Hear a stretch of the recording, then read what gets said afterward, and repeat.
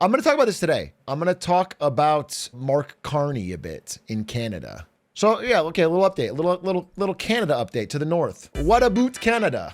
So my prediction for a while has been that the Conservative Party under Pierre Poilievre were going to win because Trudeau's numbers were in the dirt. And we've spoken about how the polling is rebounding. You know, their colors are inverted, but it's like this. Whoa. And then like this. Whoa. And they're like dead even. Even as the polling got close, my prediction was still similar to the polling in America that got close, that people were so upset about housing prices and general cost of living in Canada that they would elect Pierre Poilievre. But I did more research into it, and I do want to say, I think there's a very, very real shot, perhaps a leading shot, that the new Prime Minister of Canada, Mark Carney, who took over from Trudeau, can win this thing. I think personally, after looking into him more deeply, I think he can do it. I think there's a very real shot that my prediction will be wrong on this one and that he can win it. Mostly because he's just doing a really, I think I saw a pretty good poll that wasn't about the election specifically. It had a lot of issues. And the one issue that he was leading the most on was who would be the best Canadian politician to stand up and negotiate with Donald Trump. The one to like handle the situation well. And Mark Carney led by a lot. Like among both parties, he led by a lot. Canadians in general thought of him as the best choice to be their representative in this like increasing aggression from Donald Trump that's going on. This is one of the articles I read that I thought was pretty good. It's a pretty normal thing to do, but it's projects strength. Carney just basically said, listen, you have to stop saying 51st state before we can even begin any talks. He's basically saying, he's like, you know, pretty foot down. We're not going to have any discussion about trade or anything until that is step one. And I think that's pretty reasonable. You know what I'm saying? And I think especially Canadians, that's like what they want to hear. I don't know if I necessarily fault Trudeau for this, but he like definitely kept going when that was still happening. And I think Carney drawing a line there is smart. I think it's a good idea. That being said, so I looked into him too as well, and we could watch a little. I started this. I figured I could watch it with you guys. All right, so this is Carney on Jon Stewart. I've heard he's good in this interview. I wanted to see it. This is from, I think, a month or two ago. I think right before he took power. His background, though, is what's interesting to me in that I think I have a bias towards leaders that have an understanding of finance because I think it underpins and is the cause of a lot of things, but is not very well understood. I think many political people who are good at politics have no understanding of it, and it causes them a lot of problems. So I do like that he understands it. I'll give a caveat to that after that. Let's watch a little bit of this interview. I remember you from 2008, and I mean this. Your work in helping Canada get through the economic crisis of 2008, the financial crisis that hit this country terribly, and I thought made a lot of really painful decisions for the people of this country. I thought Canada avoided the worst of that. Okay, I want to talk about this. Yes and no. And I don't really blame Carney for this, but I want to explain what he did. Because he didn't do anything that unique. There's parts that are praiseworthy. So every G7 country basically handled 2008, the housing crisis, in the same way, which is they cut interest rates to zero, making it really, really easy to borrow. And they flooded the market with printed money. They printed like crazy. They flooded the market. The government bought bonds, whatever. They did this. Everyone's response was the same. So a lot of them did like this. There's a crash and then things start roaring back because you can borrow a lot of money, you can speculate, you can buy assets, you can bid up the price of houses, whatever. That's the thing. Canada did the same thing, but under Carney, they did it like, the word is not nicer. The word's like more professional. They did it real cleanly and efficiently and effectively. Not a lot of fraud, not a lot of chaos, not a lot of panic. They did it very smooth. So this is like a credit to him. This is a pro. Mark Carney handled it really well. And because Canada had much less lax banking regulations, they didn't have so many banks exposed to things like CDO squareds and like, like derivatives of derivatives and like insane financially complicated. They did have subprime mortgages, don't get me wrong. They just didn't have as extreme exposure. So their dip was a lot smaller, a lot shallower. However, I want to say this. as we get to the year 2025, the consequences of this have become apparent in Canada, which is that their housing market never really dipped. It never even really slowed down.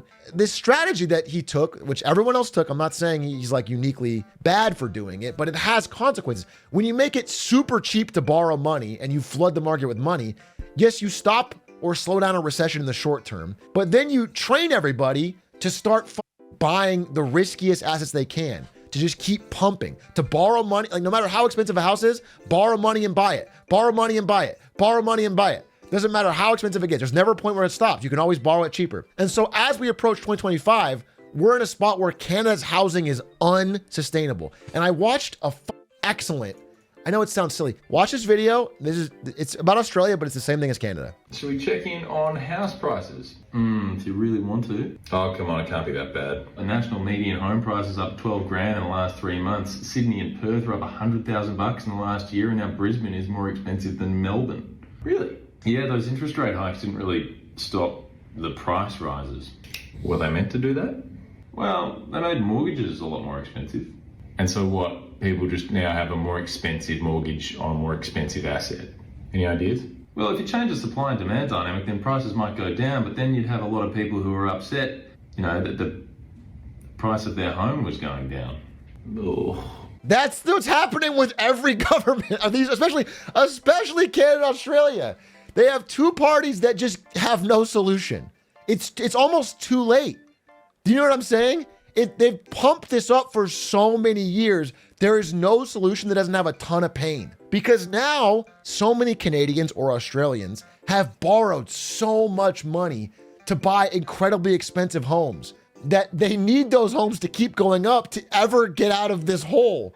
But if the homes do crash in value, then these people are financially ruined at the peak of their earnings or late in life. And so it's like this real deep, like pervasive, scary, strangling problem that everyone tries to ignore or talk about someone else.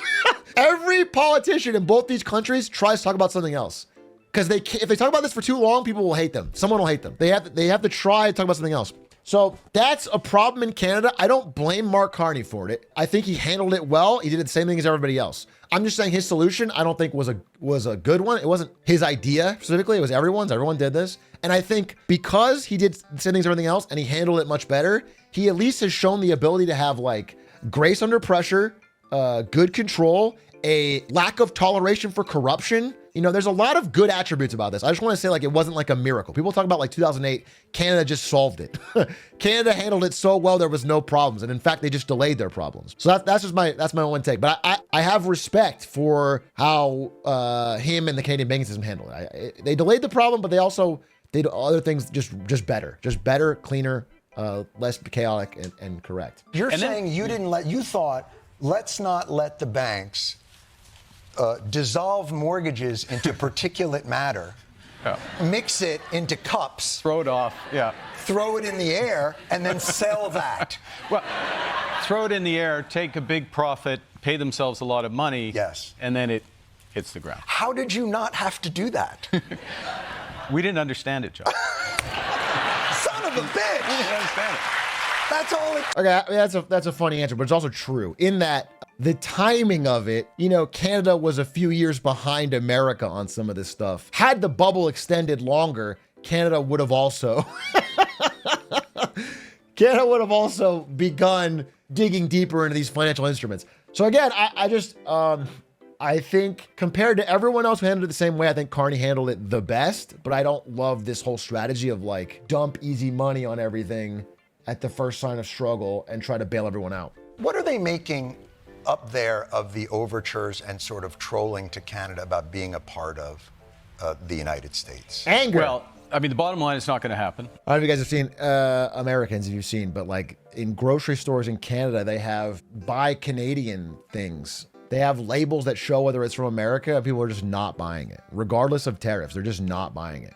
It's like beyond a price choice because of tariffs. It's like a message sending choice. From talking to my relatives, I've never seen Canada this united on anything ever. Yeah, I mean, that's what's shocking. That's what was unpredictable about this election specifically, is that Canada is really uniting around this. What it really comes down to is, so my understanding is that the political apparatus of Pierre Poilievre and the conservatives basically had two big targets they hammered on, which was Trudeau, just saying Trudeau over and over, but now Trudeau's gone, so it doesn't hit as hard. And they talked about this carbon tax thing as like a big waste of money. And Carney pretty astutely diffused that by essentially defunding it. He essentially, he didn't get rid of it completely, but he defunded it. So those two things being out of their wheelhouse is like hurting their messaging. Their messaging is it's not hitting very hard. Like they had two big weapons that are now gone and they're struggling to adapt. However, it's tough for me to say because I remember similar storylines around Harris when Harris had a surge after Biden's dropout. Here's what I think will be a tough thing for Carney to overcome. This is tough for any incumbent party in this time, in the post-2020s, is the opposition party goes, hey, Canadians, I know there's all this shit going on, but are you better off than you were 4 years ago or 5 years ago or whatever? Are you better off? And then every Canadian goes, no. And then they vote a psycho or what? They'll vote whatever, right? Because that strategy is so strong. So I don't know, I have to see more of Carney, but one thing that Kamala Harris did really poorly was she didn't find any way to be like, yeah, but I'm different than Joe Biden. Like, I'm going to do something really different. In fact, there's a famous part of the election where she was asked on The View how would she would differ from Joe Biden, and she didn't have an answer. And they seized upon that, and it became a whole. So I don't know how hard he's going on like putting some daylight between him and Trudeau. But he has to do that, or I think he's going to have a tough time. Canadians are, at this point, I think, united about this insane stuff from Trump in America, but also hard to forget the rising cost of living, less job opportunities, and just insane, criminally insane housing prices, which I don't think anyone has a solution for, but that's the problem. Carney's been openly criticizing Trudeau. It sounds like a bad idea. I think it's a good idea, politically. I think you have to put I think Trudeau should like fall on his sword. I think if Trudeau was truly a hero, he would stand up on stage and let Carney punch him in the mouth. And then I swear to God, Carney would win by a landslide. I swear to God. I'm not even really kidding. They should do another fight and then and then Trudeau takes a fall. Do his stair fall. Let Carney punch you in the mouth and then fall down the stairs. It would be beautiful. I sincerely believe it. Do a wrestling throw because that's going to be the big strategy. That's what's going to get pushed as they get closer to having an actual election. But I will say that it's a real toss-up, not just in polling, because polling can be tough to cut the truth out of. People have these surges, but even the betting markets are putting it at like a dead heat, 50-50. They had Poilievre winning by a landslide even until recently. So Carney's doing a good job. He's making a real run of it. There will be new elections. Do you know when the new elections are? They have to be by October. Okay. They could come sooner. Now, what would be the trigger of the election sooner? Well, it would be likely the choice of the current governing party, which is the Liberal Party. And you are of the Liberal Party? I am of the Liberal Party, yes. This is a little dated. He is the new leader, and he likely will call elections early. Where he snagged a beer yesterday was this. Dude, I remember when the number one question in politics was, which candidate would you like to have a beer with? It's like 2004.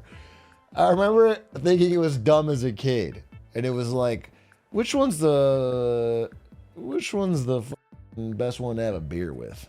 It's for you, sir. He pockets it, sir. Bro, slips it into his pocket for a yoink for a later. See, the headwinds for this more right-wing populism, though, are all around the world, and it feels like Canada is no different there. I mean, did Trudeau bow out because he knew he wouldn't win? Is this an attempt to give the Liberal Party there a chance? I think it does give the Liberal Party a chance, yes. Right. And he did that purposefully. He came to that conclusion. Yeah, he was forced out, bro. I do not think that Trudeau, in a super high-minded attitude, he had to be kicked out for them to have any chance. He was Voldemort, dude. He was electoral suicide. And it's like Biden. You think Biden stepped down voluntarily, bro? But unlike Biden, and that's why this election's a little different, Unlike Biden, Trudeau stepped down in time. And he stepped down to where Carney is now the leader. He's not like running while still not having any real power. While, Carney gets to show some leadership, present a steady hand, going and separate himself in a way from Trudeau. Trudeau stepped down and gave the next guy a real chance, unlike Biden, who didn't really do that. What I'm saying is it's going to be real close in Canada. So you're going to be coming in there to say, I have not been in the government. I have worked in the financial markets. I understand all the things that go around trade. So this part, I think, is like the most boring to a regular voter, but I think the most compelling part of him to me, in that he understands the nuances and the repercussions of certain decisions financially. I just think that's actually to the benefit. I think not understanding banking and finance has actually gotten so many policies in trouble. Yeah, and also, it's just nice to have a leader that doesn't think that tariffs can fund the whole government and replace taxes. And, I think he's got just a general basic knowledge there. So we'll see. But I just sort of wanted to do this segment to say that I didn't expect the election to be as close as it is, but it's going to be. It's seemingly going to be a lot closer than I thought.